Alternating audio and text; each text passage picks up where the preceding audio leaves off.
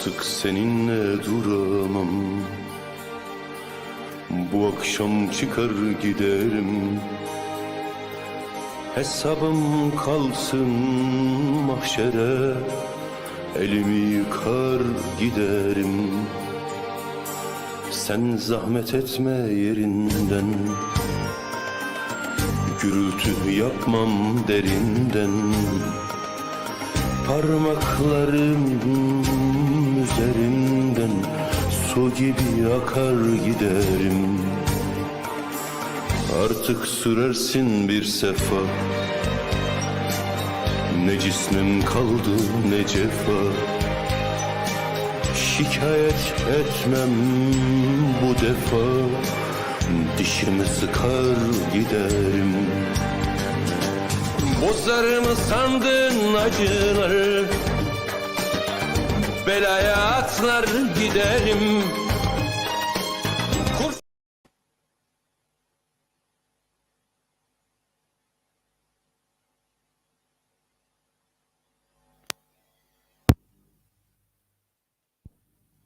به سراسری در خدمت شما عزیزان هستم. 3 ماه و چند روز از خیزش انقلابی مردم ایران می‌گذرد. اگر نگاهی به این 3 ماه بیاندازیم می‌بینیم که دستاوردهای بسیاری مردم ایران در این 3 ماه و در این خیزش انقلابی داشتند.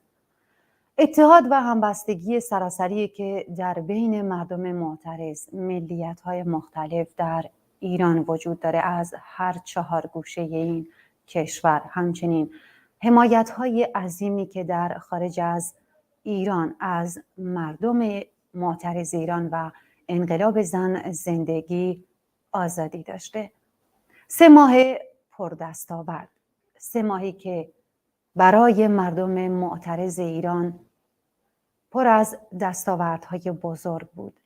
همچنین 3 ماهی پر از غم و از دست دادن عزیزانی که چه در خیابونها و چه در شکنجهگاه‌های رژیم دیکتاتور جمهوری اسلامی جونشون را از دست دادند.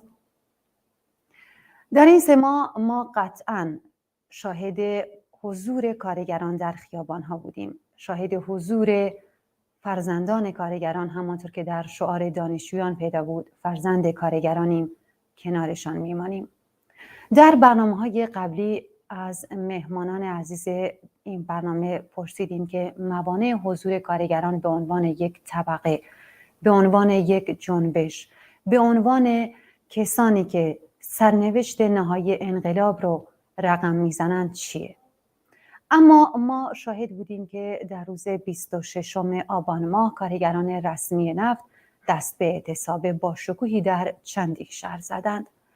شورای سازماندهی کارگران نفت این روز رو بسیار پردستاورد دونسته با بیانیه‌ای که صادر کرد و از دستاوردهای این روز گفت. دیروز هم شورای هماهنگی و همبستگی کارکنان و پالایشگاه‌های کارگران نفت و همچنین بازنشستگان بیانیه‌ای داده که تحت عنوان 26 آذر قدم اول بود. در این بیانیه‌ها از مشکلاتی که کارگران، مخصوصاً کارگران نفت با اون مواجه هستند حرف زده و گفته که کارگران نفت و خانواده‌هاشون با سیلی دارن صورت خودشون رو سرخ نگه می‌دارن. برای ارزیابی از این انقلاب باشکوه و برای ارزیابی از حضور گسترده کارگران، هرچه بیشتر کارگران، با توجه به اینکه در این بیانیه‌ها از فراخوان‌های امروز یعنی 28 آذر، فردا 29 و پس فردا 30 آذر حمایت کردن و همچنین از فراخوان‌های اول دی ماه حمایت کردن و از مردم خواستن که به خیابون‌ها بیان و از کارگران مخصوصاً صنعت نفت خواستن که به اعتصابات بپیوندن. همراه هستیم با رفیق ستاره رحمانی، فعال کارگری، که ارزیابی از این انقلاب داشته باشیم. رفیق ستاره گرامی، با درود، خیلی خوش اومدید. خوشحالم که یک بار دیگه در این برنامه شما رو میبینم و این افتخار نصیبم شده که گفتگویی رو با شما داشته باشم. منم بسیار خوشحالم و سلام میرسونم به شما و بینندگان عزیز. خیلی خوش اومدید رفیق ستار. خب ما همونطور که اشاره کردم 26م یه روز پر دستاورد بود برای کارگران نفت، اما اجازه بدین قبل از اون ارزیابی شما را داشته باشیم از این انقلاب و از 3 ماه و چند روزی که مردم در خیابون‌ها بودن و حمایت‌های گسترده از انقلاب ایران. بله ببینید، اون چیزی که در هفته آخر باید بگیم در حقیقت شهریور ماه پیش بینی نشده بود برای خیلی‌ها، اما برای حاکمیت مهر ماه پیش بینی شده بود. یعنی میدونستن که شرایط اقتصادی، شرایط سیاسی، اجتماعی، فرهنگی در یه حالتی قرار داره که احتمال انفجار مردمی هر لحظه وجود داره. اگه یادتون باشه تعداد زیادی رو بعد از 11 اردیبهشت گرفتن، معلمان رو با سناریوی مختلف و کارگران و بخش‌های دیگر رو تحت فشار قرار دادن. فکر کردیم که با این شیوه اینا میتونن در حقیقت پیشگیری بکنن و نه تنها نتونستن پیشگیری بکنن با دستگیری ها و ضرب و شتم و زندان، بلکه دیدیم این بار دیگه جنبش کوتاه مدتی نیست. این بار دیگه مردم تکلیف خودشون رو با حاکمیت میخوان یکسره بکنن.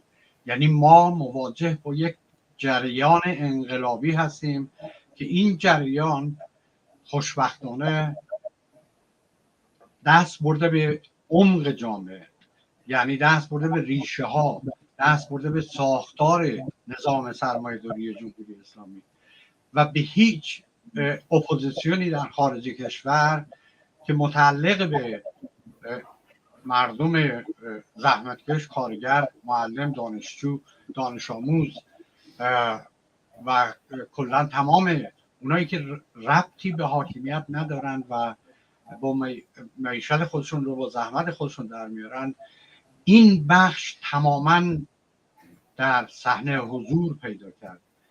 و دستاورد دیگه اینه که در این دوره دیدیم با درسگیری از 98 آبان 98 و دیماه 96 اینا دیگه در یک جا جمع نمیشن. میبینیم که اعتراضات پخش شده، در محلات شروع میشه و تا جایی که امکان داره میتونن به هم دیگه میرسن تا در غیر این صورت برای اینکه بتونن نیروهای سرکوبگر رو در حقیقت پخش بکنن، اینا در نقاط مختلف وجود دارن.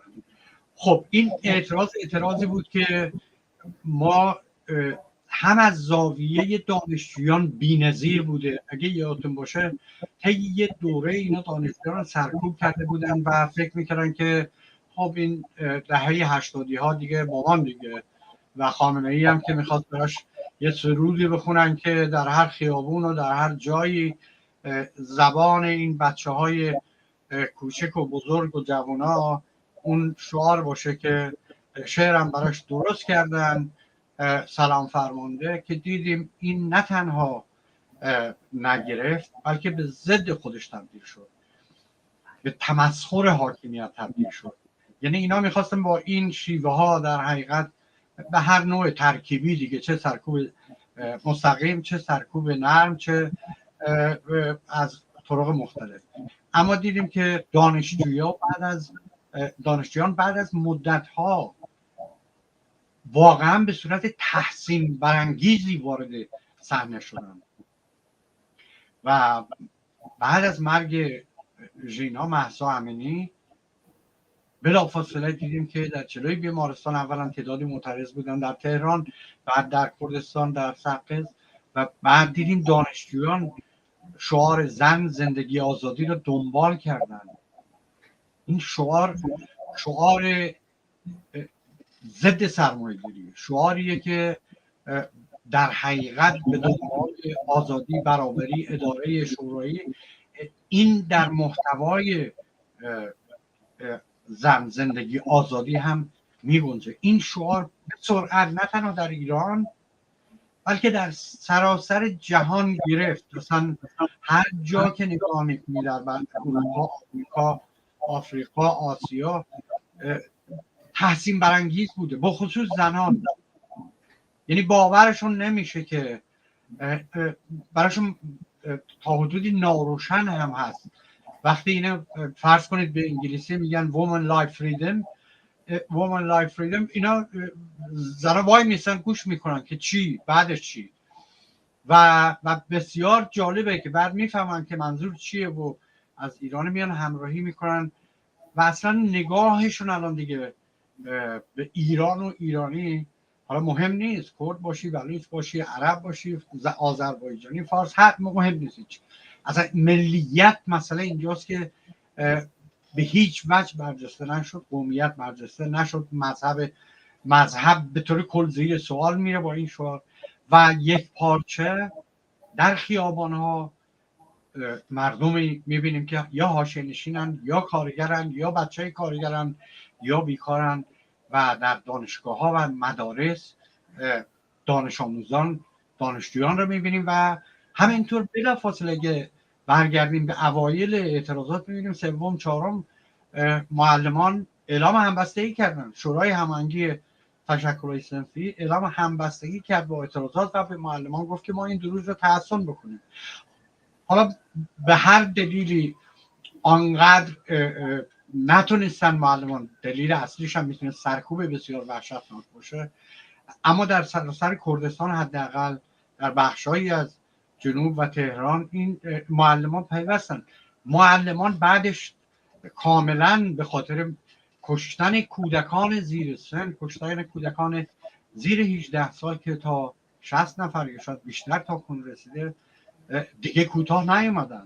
شورای هماهنگی اعلام کردن که این دیگه خط قرمز ما، شما بچه های ما رو داریم میکشید و این نسل کشی جنایته.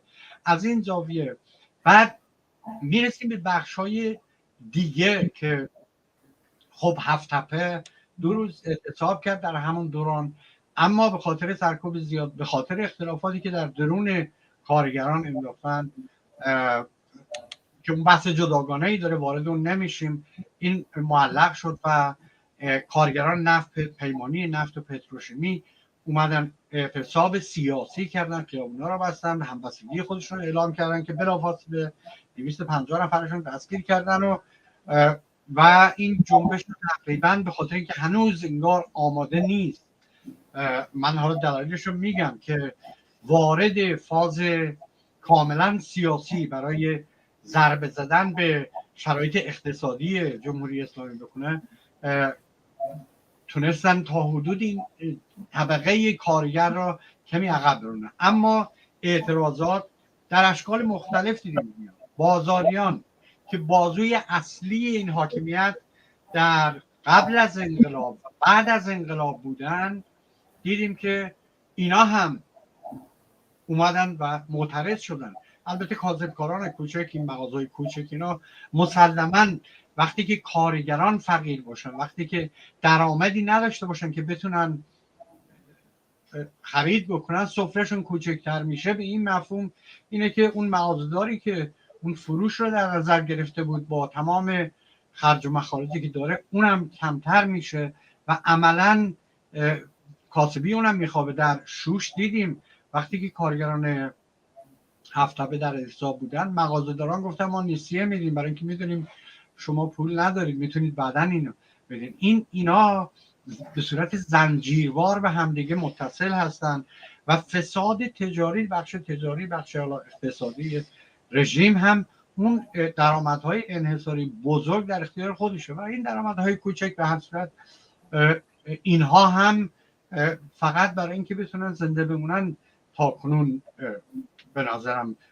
مونده بودن و آمدن در صحنه اعتراضات. تانکرهای سوختبر رو داشتیم اعلام همبستگی کردن، حداقل چند ساعتی اومدن اعتراض کردن به این مسئله و بعد ما شاهد اعتراضات کارگران ذوباهن اصفهان بودیم که اومدن اعتراض کردن. سراسر درسته که مسائل مطالباتی خودشون بیشتر مطرح بود، اما در این شرایطی که حاکمیت داره تو خیابونها میکشه، مسلماً در بین این کارگران جوانان و خانواده هایی بودن که اینها هم جان خودشون رو در این دوره از دست دادن و نمیتونن، اصلا امکان نداره که شما فرض بکنید من برم سر کار در خیابونی که شب قبلش خونین بوده، من بگم واسه به من چه، من فقط میخوام حقوقم بالا بره. همچین چیزی نیست. یعنی در بلافاصله این مسئله سیاسی میشه. اون وقت برگردیم به بخشای دیگه صنعت نفت. خب این بار دیدیم که شورای سازماندهی اعتراضات و اعتصابات فراخوان داد، فراخوانشون رو پس گرفت در درجه اول، در مرحله اول، به دلیل اینکه اون آمادگی وجود نداشت. و بار دیگه که کارگران رسمی نفتشو میگن یقه سفیدها یا پیرهن سفیدها میگن، یعنی اینا در بعد از در دوره بازسازی، در سازندگی رفسنجانی، دوره سازندگی رفسنجانی، اینا رو کرده بودن کارمند، این کارگران رو. و در حقیقت اینها کسایی بودن که اینا بهشون اعتماد کرده بودن، نگه داشتن در بخش کلیدی عملیاتی و پتروپالایش ها و نقاط حساس و کلیدی. دیدیم که اینها هم گفتن ما از سال 91 شما به ما وعده میدین که ماده 10 قانون که مقرراتی که در نفت هست مقررات استاندارد باید بین المللی باشه، یعنی کارگران نفت ایران باید به همون اندازه کارگران نفت فرض کنیم انگلیس، منطقه دبی یا عربستان، کشور دیگه میگیرن و اینا این نداشتن و اینا 10 سال 11 سال منتظر بودن. الان میگن دیگه این خط قرمز ماست، ما میایم. اومدن تو اعتصاب و این جان تازه‌ای به جنبش داد و دیدیم که اینا که گفتن که دیگه تمام شد، جوان‌ها رو گرفتن اعدام کردن، حکم اعدام دادن برای کسی که فقط تو خیابون بوده، تظاهرات داشته.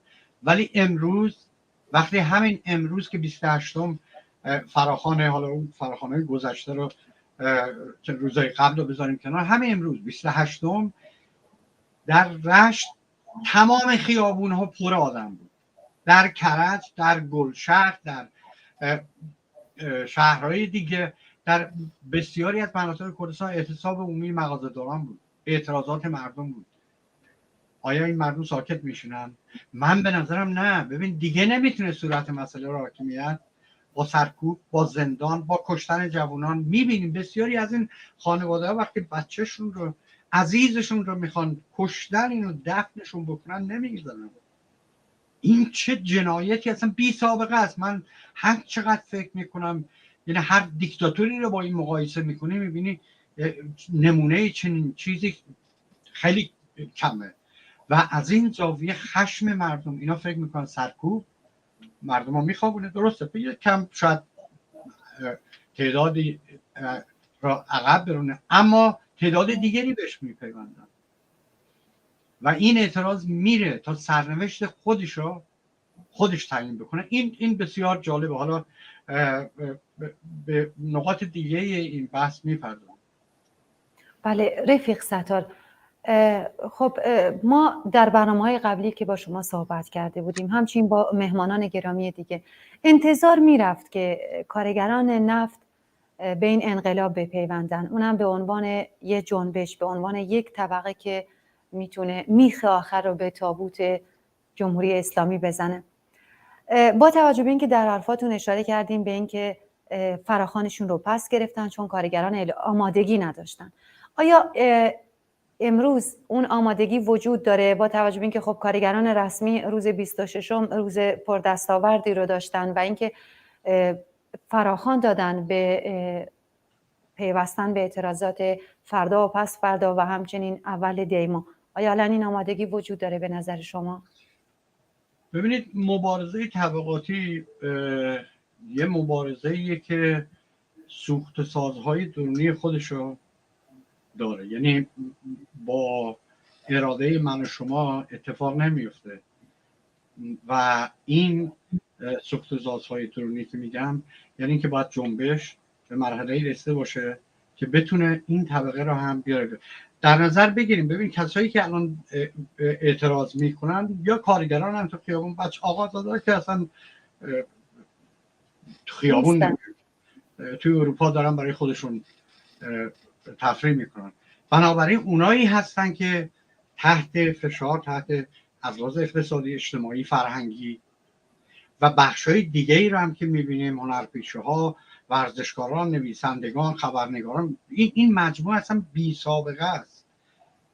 نه تنها در ایران، در منطقه بی سابقه است که این همه ریزش از یه حاکمیتی بیاد، اونایی که سالها باش کار کردن. خب این نشون میده که اولا بخش‌های مختلف تا اونجایی که از لحاظ ایمنی کار یا از این لحاظ در نظر بگیریم که اینا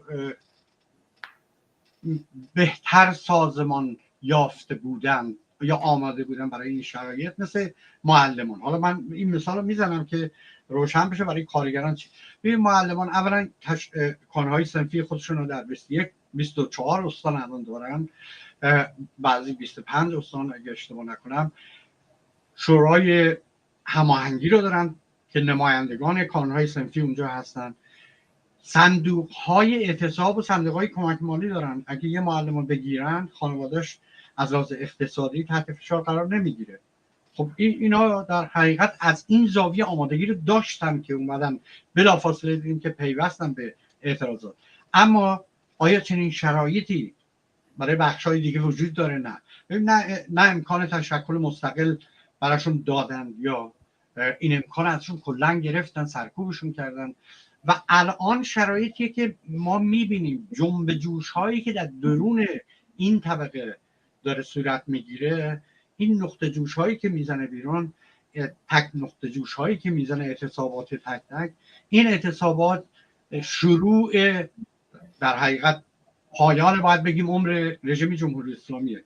یعنی اینها دارن کمیته های خودشون رو درست میکنن، صندوق های کمک مالی خودشون رو درست میکنن، کمیته های محل دیدیم، شوراهای محل درست شده، بخصوص در جنوب و در کردستان بسیار زیاد. حال کمیته های محلات تهران من دقیقا نمیدونم، باید بیشتر روش بررسی کرد.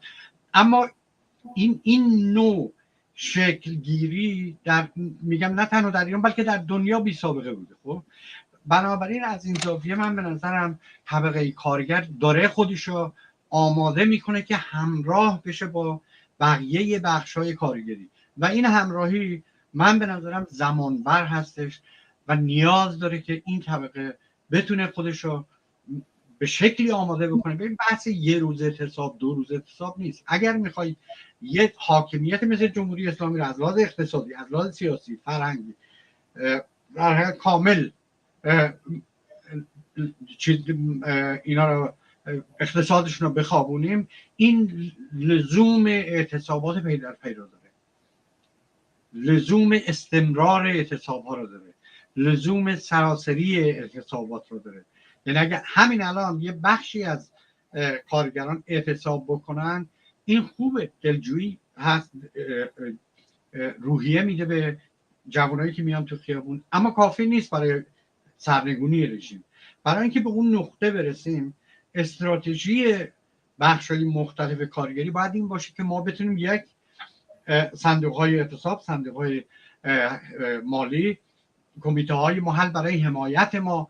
من یه نمونه مثال بزنم. یه آشنایی در یکی از استان‌های ایران، به خاطر شرایط امنیتی اسم نمیبرم، اینا یه نفر تیر خورده بود و واقعا نمیخواست بره بیمارستان، میدوزدن دیگه. بعد این دنبال یه دکتر میگشتن که انسان شریفی باشه، شاید بیاد اینا رو کمک کنه. اولین چیزی که به ذهنشون رسید، اگه ما کمیته محلا داشتیم، خب ما در محلا دکتر داریم، مهندس داریم، کارگر داریم، معلم داریم، پرستار داریم، خب دیگه نیازی به هم چیزی نبود که ما دنبال اینو. همون دکترها اون وقت می اومدن همکاری میکردن. از این زاویه اهمیت داره. یعنی اینا مهمه. در ما وارد یه جبهه جنگ شدیم، جبهه جنگ نابرابری هستیم. تنها امتیازی که ما داریم نیروی توده عظیم ماست. اونها تمام امکانات سرکوب رو در دستشون دارن. خب اگر ما اینو متشکل نکنیم، اگر این آمادگی رو، مثل اینکه داری میری تو جنگ اما آماده نیستی، تدارکاتت آماده نیست، اسلحه‌ت آماده نیست، نمیدونم کمک‌هایی که قرار باشه آماده نیست، مسلماً تو شکست می‌خوری. و از این زاویه این آمادگی به نظرم یه درجه ای از آمادگی لازمه که طبقه کارگر به اون برسه. این اولین قدمه. دومین، الان در تمام بخش‌های مختلف کارگری مسئله‌ای که مطرح شده اینه که ما باید بتونیم با هم یه ظرفی رو درست بکنیم، حالا هر اسمشو بذاریم کنگره، اسمشو بذاریم شورای سراسری اعتصابات اعتراضات، اون اسم مهم نیست، محتوا مهمه که در مقابل تمام این الترناتیوهایی که بورژوازی داره میسازه ما الترناتیو خودمون رو داشته باشیم. الان حتی اون از شاه و شیخ و نمیدونم بخشای مختلفی که تلاش میکنن به عنوان اپوزیسیونی که سوار انقلاب بشن، از دولت‌های غرب و آمریکا پول بگیرن و اینا میگن خب اینا آدرس میخوان، انقلاب که نمیتونه بدون رهبر باشه. این غلطه. این حالا از نظر من این انقلاب نیست که مثل هر انقلاب یه حزبی باشه، یه رهبری کاریزماتیکی باشه و مثلا فراخوان فلان بده. نه، این همین الان این انقلابیه که سرنوشت خودش داره تعیین میکنه، خود سازمان یافته است، برنامه‌ریزیاش مشخصه. و من اخیراً دیدم که حتی تلویزیون ایران اینترنشنال هم دیگه از اون زاویه که داشت میرفت که بالاخره یه الटरनेटिव سازی بکنن، کسایی رو میاره که میگن آقا ما نمیتونیم، خب این جنبش رو جایی نداریم، پایه مادی وقتی نداشته باشه پول کاری نمیتونه بکنه. و به این رسیدم. این بسیار مهمه که طبقه کارگر اون وقت بیاد، آگاهانه بیاد، متشکل بیاد و بتونه دستاوردهای این انقلاب، خونهایی که ما داریم الان میدیم، دستاوردهای اون باید برای خود مردمی که تو خیابون هستن اعتصاب میکنن، جونشون از دست میدن. این بسیار بسیار اهمیت داره. یعنی اگر ما به اون نقطه نرسیم، یعنی اگر یک کنگره، یه تشکل سراسری که کارگران سراسر ایران این خبرنامه هست، چه ما بخوایم چه نخوایم، به این نتیجه رسیدن تا ما نتونیم یه مرکزیت رو درست بکنیم، سراسری نشیم، شاید نه اینکه امکان ناپذیره، دوران طول این سری میخواد، سرکوب بیشتری میشه، کشتار بیشتری میشه. بنابراین برای اینکه بتونیم تمام این اعتراضاتمون یا اعتصاباتمون رو هماهنگ بکنیم، الان می‌بینیم یه فراخوانی که برای 28 29 30 آذر ماه دادن و برای دوم سوم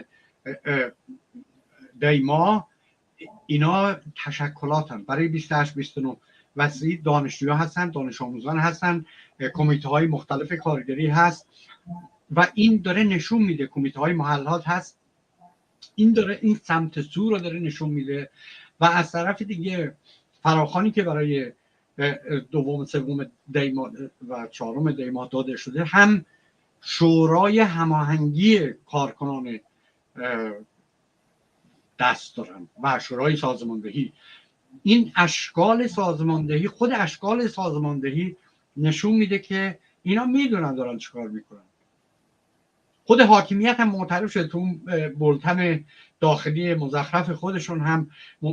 این جنبشی نیست که سازماندهی نشده باشه. اصلا باور در سطح جهانی هم میگم این ناباوری وجود داره. مگه میشه یه جنبشی بدون داشتن، نه اینکه احزاب نیستن تو ایران، خود حزب کمونیست داریم، اما بحث بر سر سازماندهی اعتراضات خیابانی، اعتصابات و ایناست که اینا نه اینکه توشون چپ نیست، کمونیست نیست، همه این گرایشات وجود داره، اما مجموعه این مبارزات، مجموعه این سازماندهی ها توسط یک خرد جمعی تصمیم گیری میشه که دیگه به یه جریان خاصی ربط نداره، بلکه به اون مجموعه‌ای که دارن سازماندهی میکنن. این واقعا یه خبر شورانگیزیه. از یه طرف میدونیم دلهای ما خونه. تو وقتی میبینی دانش آموز زیر 18 سال رو میان حکم اعدام میدن، تو نمیتونی اصلا بی تفاوت باشی به این مسئله. نمیتونی بگی که ولی ما ناچاریم این راه رو بریم.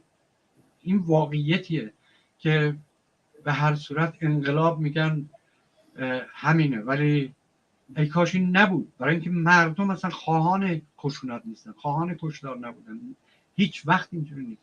این حاکمیت واقعا وحشی باید گفت، جهل و جنایت و سنگسار و ضد زن و غیر قابل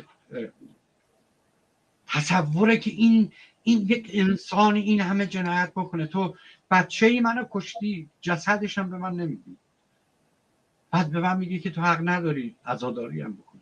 چنین چیزی اصلا به هر کسی در دنیا، به هر انسان شریفی بگی اشکش در میاد. خب ما با چنین وحشیانی طرفیم، بنابراین نیاز داریم سازماندهی، نیاز داریم مسلح خواهیم شد در مقطع معینی.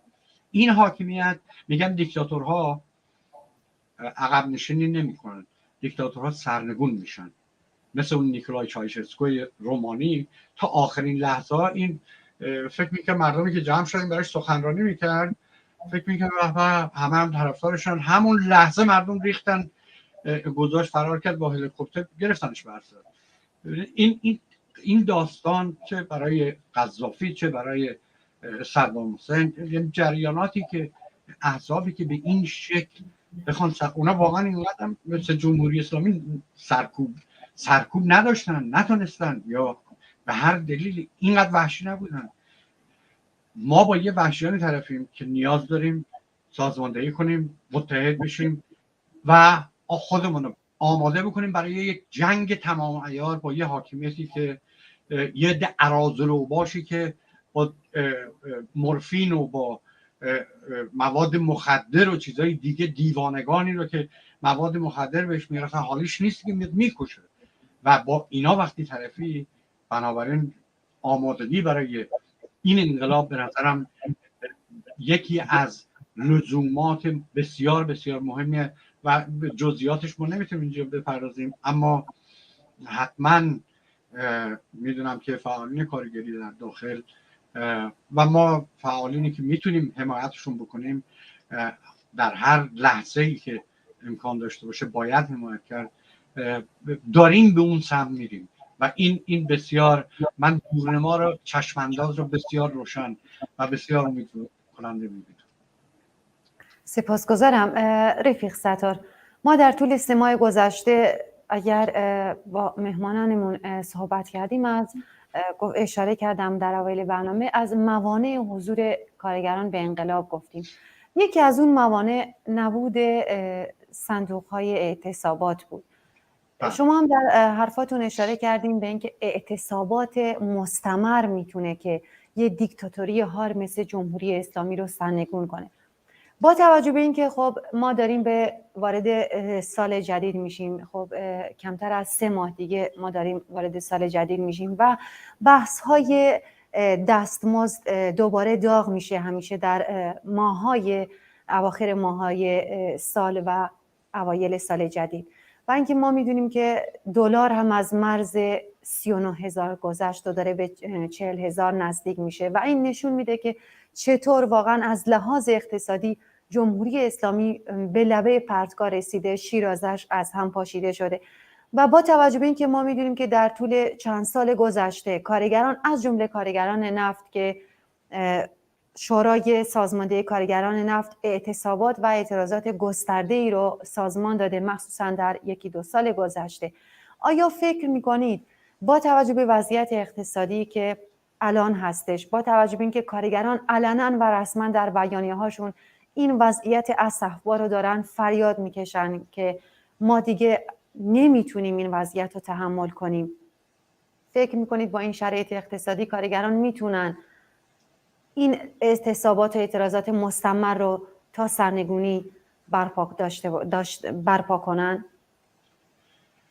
ببینید یه نکته جالبی که گفتین توی اول صحبتاتون، هم فراخوان اعتصابات سراسری یه سری مشکلاتی داره که شورای هماهنگی و همبستگی کارکنان رسمی نفت، یکی از مشکلاتی که اساساً این بخشای کلیدی رو داریم میگیم، مثل جزیره خاک و بخشای عملیاتی و بخشای پالایش، اینها کاملا رژیم بهشون آگاهه و در قسمت اول گفتم که چرا در دوره سازندگی آقای رفسنجانی اینا اومدن نفت رو تیکه تیکه کردن، به صورت پیمانی کردن و فروختن به پیمانکارا و یک قسمت هایی رو نگه داشتن که این قسمت ها هم از درون خودشون در حقیقت بوده. مورد اعتمادشون بوده. صنعت اون بخش رسمی نفت جزو نقاط امن حاکمیت فکر میکرد هست، اما به خاطر همون شرایط اقتصادی که اشاره کردید، شرایط اقتصادی جهان هم وضع چندان خوبی نداره، اما ایران به خاطر فساد ساختاری نظام سرمایه‌داری حتی اون امکانات اولیه‌ای هم که حاکمیت بخواد تهیه بکنه، یعنی ببین رژیم دو تا چیز داره که پاسخ میتونه بده، یا اینکه بیاد بگه من باشه کارگران رسمی نفت اون ماده 10 مقررات نفت رو ما اجرا میکنیم.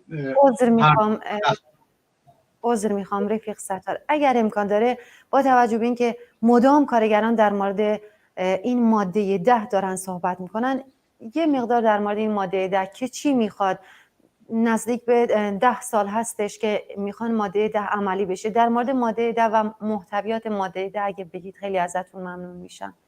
آره حتما به اون میپردازم.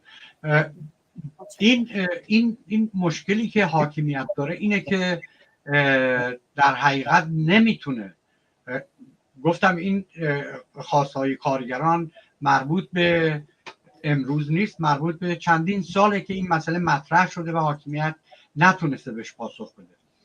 خب ببینید در فراخوانی که کارگرای نفت دادن گفتن ما این خواسته ها رو، من دقیقاً الان براتون میارم اینجا، این خواسته ها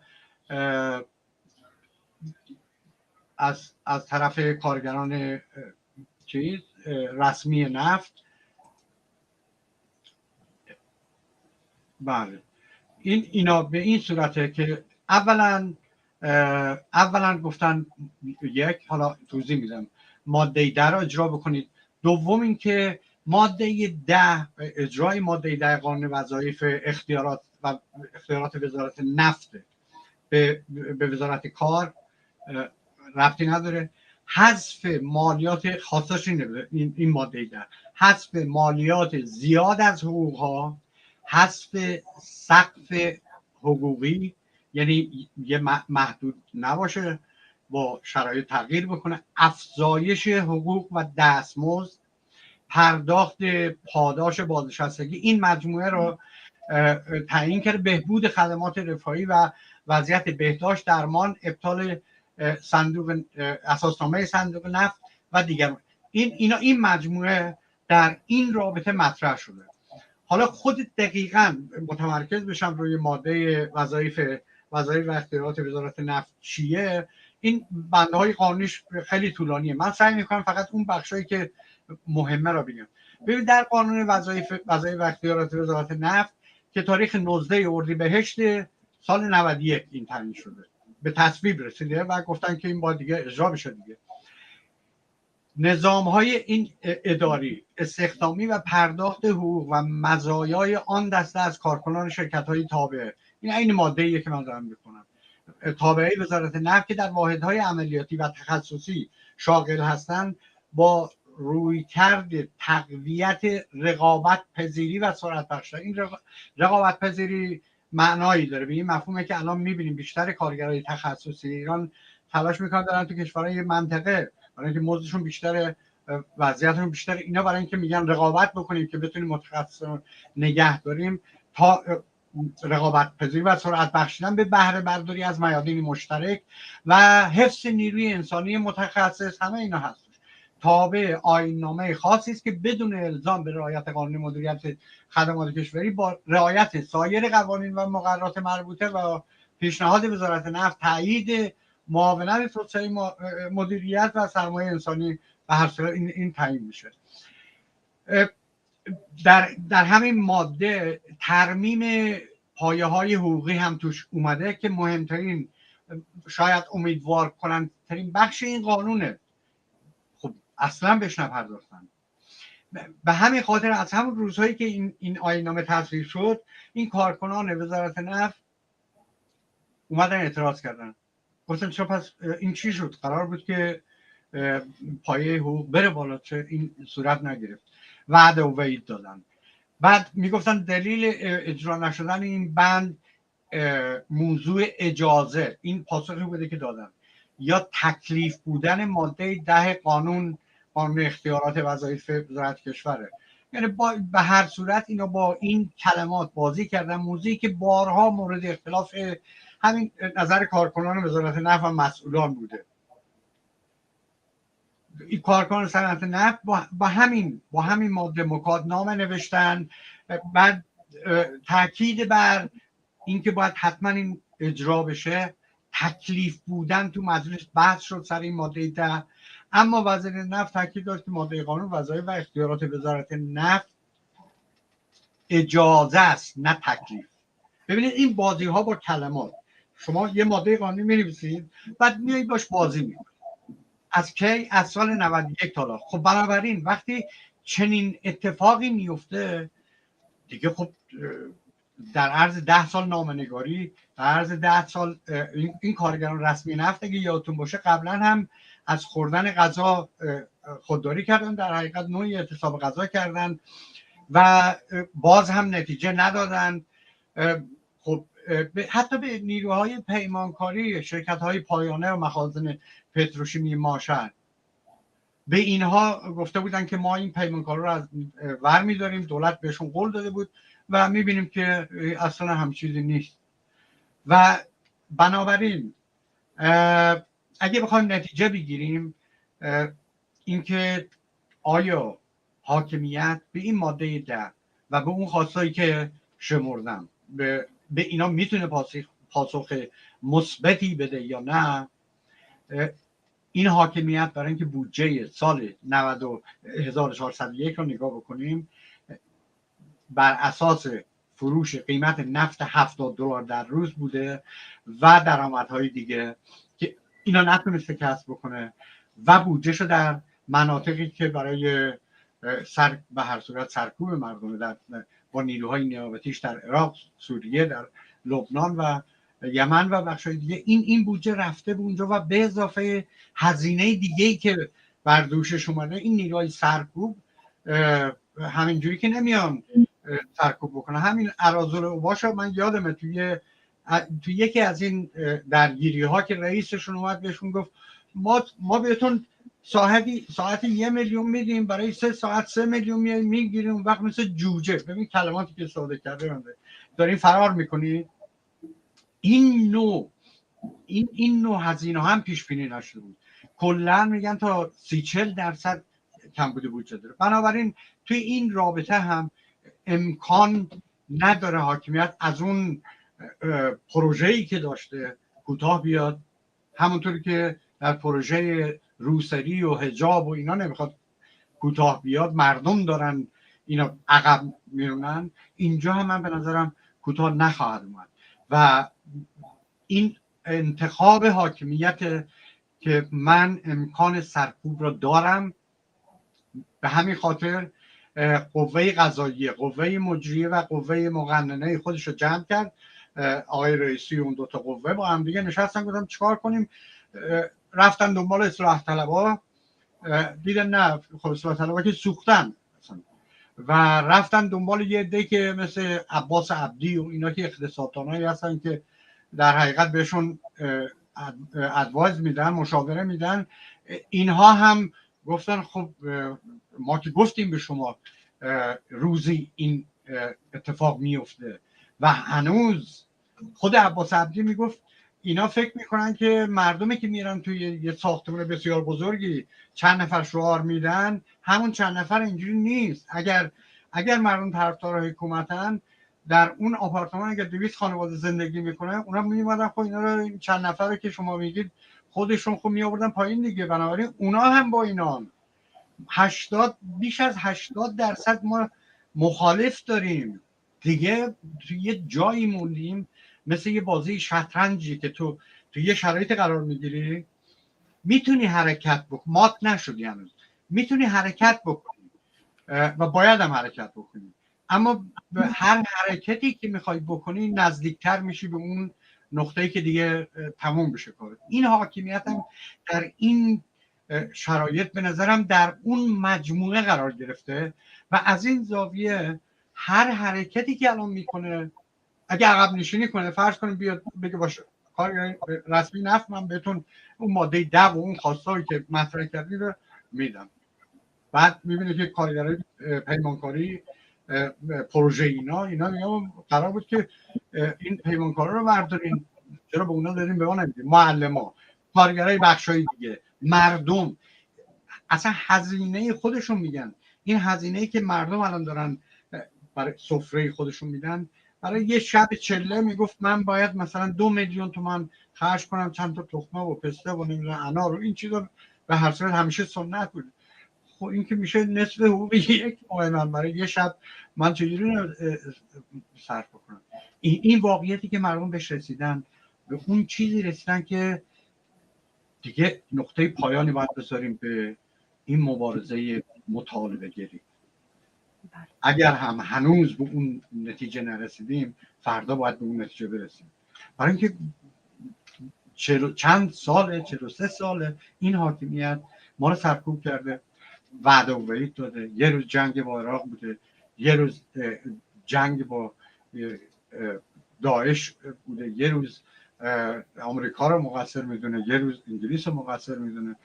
ما را هم که اعتراض میکنیم میگه شما وابسته به خارجین، و شعاری که مردم میدن خیلی آگاهانه میگن دشمن ما همینجاست، دروغ میگن آمریکاست. میگن ما فهمیدیم دیگه دست شما رو شده. و این آخرین، هم معلمان اینو دادن این شعارا در جنوب ایران، این آخرین پیام است. معلمان آماده قیام. شما فکر میکنید با توجه به این شرایط اقتصادی کارگران میتونن به اعتصابات مستمر دست بزنن؟ در اینکه میتونن این شک نیست، اما در اینکه کی میتونن، چه آمادگی لازم داره، اون مهمه. و اینا زمان بره. گفتم ببینید کمیته های محل، دوباره تکرار میکنم، اگه یادتون باشه در اعتراضاتی که کارگران پیمانکاری پروژه‌ای در اصلویه داشتن، یه مدت اون شرکت ها مواد غذایی رو بستن، رستوران رو بستن، آب رو بستن.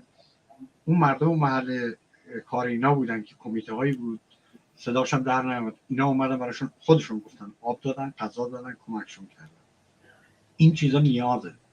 اگه این چیزا نباشه مسلما کارگران نمیتونن. گفتم اعتصاب یه روز دو روز نیست، برای اینکه یه اعتصاب ساختار شکن باید استمرار داشته باشه، پایداری داشته باشه، استراتژی داشته باشه و مقدمات ابزاری که برای اعتصاب هست کمیته های صندوقشون باید داشته باشن. کمیته های محل باید بتونن کمکشون کنن. ممکن است یه روز نیاز به غذا داشته باشن، براشون غذا تهیه کنن. یه روز زخمیه، یکی نخوام ببرن دکتر، خودشون این مجموعه شرایط نه در همه بخشا. ببینید شاید در همه بخشا آنقدر ضروری نباشه. مثلا کانترای سوختن، خیلی هاشون شرکت های خصوصی هستند و اینا اصلا ربطی به دولت ندارن.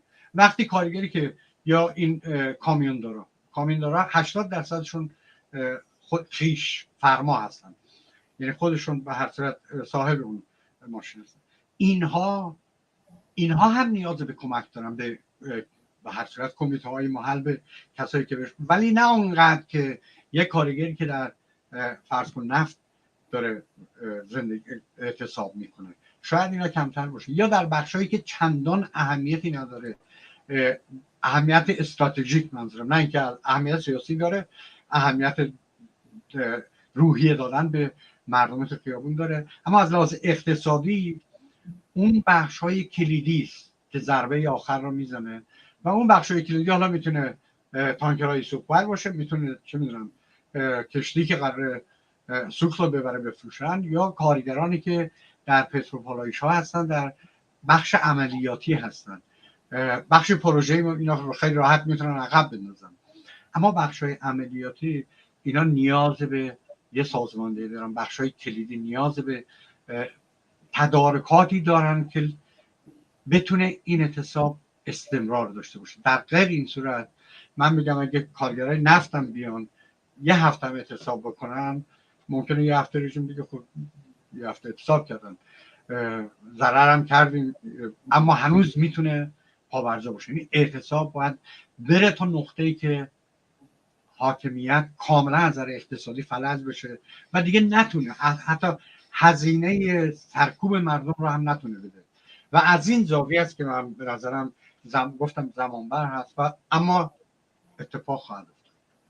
بله سپاسگزارم رفیق ستار. کمتر از 10 دقیقه زمان برنامه مونده. میخوام در این 10 دقیقه، شما در حرفاتون چند بار در مورد معلمان صحبت کردیم و ما میدونیم که معلمان در یک سال گذشته میشه گفت واقعا درخشیدن و اعتصابات چشمگیر و گسترده و سازماندهی شده رو در سراسر ایران داشتن. چندین و چند اعتصاب با شکوه رو در مدارس داشتن و ما میدونیم که در مدت 3 ماه گذشته با دادن بیانیه‌های مختلف این سرکوب‌ها رو محکوم کردن، دستگیری دانش آموزان رو محکوم کردن، خواستار آزادی دانش آموزان بودن و همینطور در حمایت از مردم معترض و فقر و فلاکتی که جمهوری اسلامی بر سر مردم ایران خراب کرده در 43 سال گذشته. موقعیت معلمان رو شما چطور ارزیابی میکنید؟ کمتر از 10 دقیقه باشه ازتون ممنون میشم. خواهش میکنم. حتما. ببینید معلمان بخش بسیار مهمی از جنبش کارگری در ایران هستند و بودن و تاریخاً هم نقش خودشون رو در انقلاب ها داشتن. حتی قبل از انقلاب من خب معلم بودم و میدیدم سازماندهی که ما میکردیم برای دانش آموزان، برای خانواده هاشون و خود معلمان تونست ضربه محکمی بزنه از لحاظ فضای سیاسی، از لحاظ آمادگی مردم برای حمایت از انقلاب. این بسیار مهمه. بعد انقلاب، بعد از اینکه کانون‌های صنفی، من وارد تاریخش نمیشم، کانون‌های صنفی درست شدن، معلمان باید بگیم اولین بخشی بودن که با اعتصابات خودشون، در نظر بگیریم فقط 1400 مثال میزنم، 11 اعتصاب سراسری کردن که در برخی از این اعتصابات حدود 200 تا شهر درگیر بود، بیشتر استانها درگیر بودن، یعنی همه‌گیر بود. و پیام این اعتراضات از طرف دانش آموزان به خانواده ها میرسه. معلم که اعتصاب میکنه و اصلا دانش آموز خانواده‌اش میگه چیکار بکنم با این و چرا اصلا معلم ها نمیان. این خودش زمینه رو برای بحث خانوادگی باز میکنه که حق دارن. خب زندگی فقیری مگه ما نداریم؟ این هم همینطوره. معلم حقشه که زندگی بهتری داشته باشه. دیدم که معلمانی هستن واقعا توی شهرهای کلان با اجارهشون رو به سختی میدن تا برسه این که بتونن مثلا زندگی بهتری داشته باشن. خب این ارتباط، یعنی ارتباط داشتن 15 میلیون دانش آموز، این خیلی مهمه.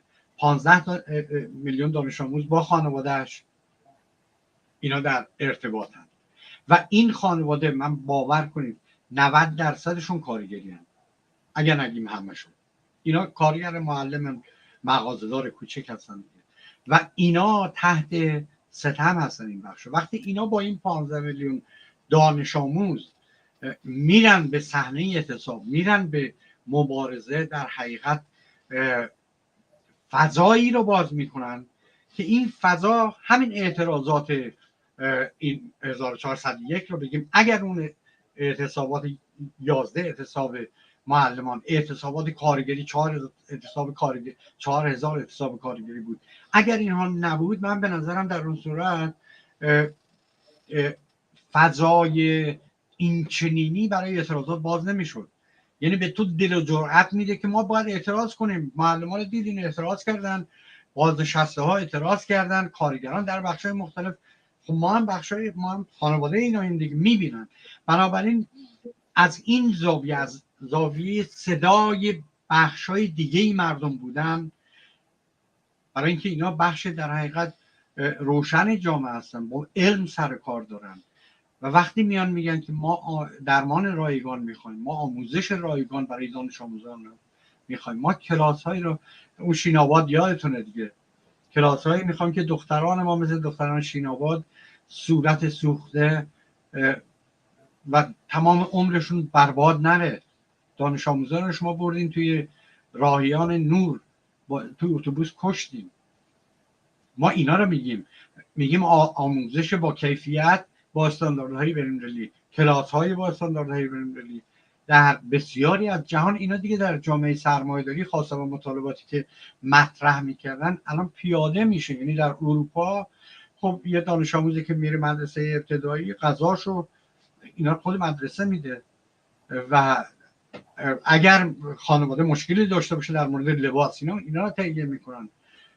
خانواده بیکار حقوقشو به هر صورت تا اندازه از لحاظ هزینه منزل و اینا مشکل نخواهند داشت، اجارهش خود دولت میده. یه هزینه هم هر چقدر ابتدایی به هر صورت این امکانات از ایران نیست. خب معلمان میگن من وقتی دانش آموزم میاد صبحونه نخورده، گرسنه است، خسته است، اصلا آمادگی اینو نداره که این بتونه من بهش درس بدم، خب من چیکار میتونم بکنم؟ این مجموعه. حالا این شرایطی که اینا دارن، من به نظرم الان شورای هماهنگی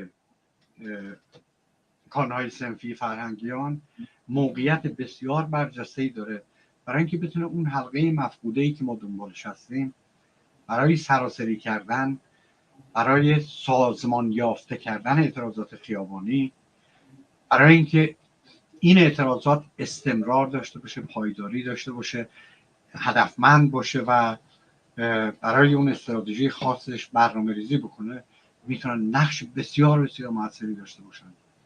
من به نظرم بسیاری از اینا دارن.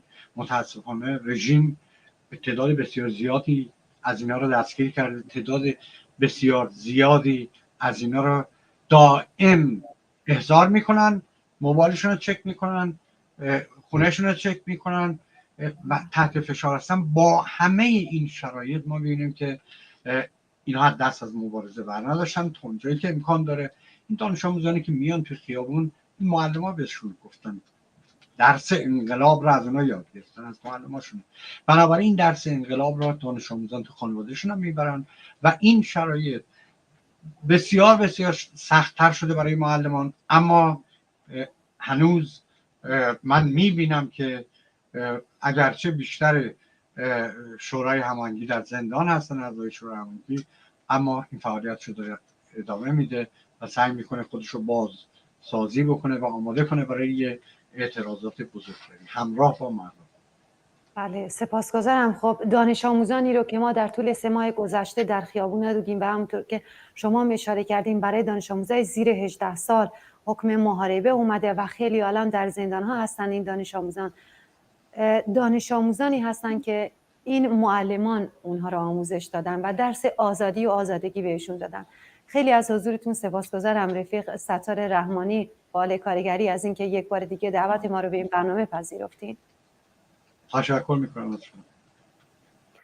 و سپاسگزارم از شما بینندگان عزیز تلویزیون حزب کمونیست ایران که تا این لحظه همراه ما بودید. گفتگویی داشتیم با رفیق ستار رحمانی، فعال کارگری، در ارزیابی از انقلاب ایران و همچنین نقش کارگران و معلمان در به پایان رساندن این انقلاب و سرنگونی انقلابی رژیم دیکتاتوری جمهوری اسلامی، که این گفتگو بسیار نوید بخش روزهایی رو میداد که ما شاهد صحنه‌های باشکوهی باشیم و شاهد سرنگونی این رژیم دیکتاتور.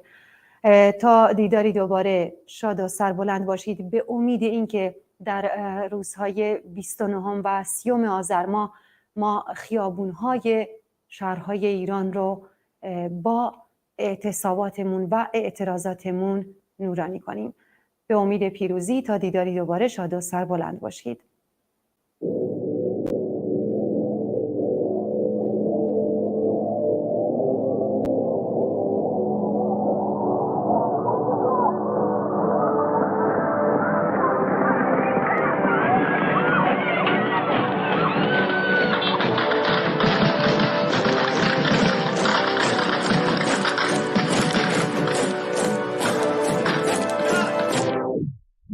از بازماندگان آبانم شعر